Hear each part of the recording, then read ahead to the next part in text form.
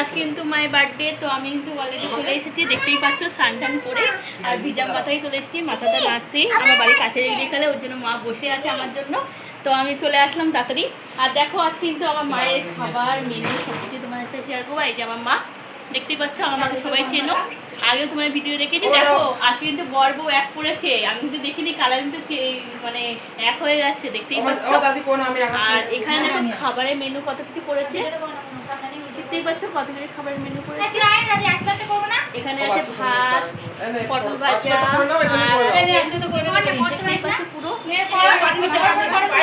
আর এখানে কিন্তু সবাই আশীর্বাদ করবে, সবাই ছোট এখানে মায়ের থেকে, তো সবাই মিলে আমরা আশীর্বাদ করবো মাকে।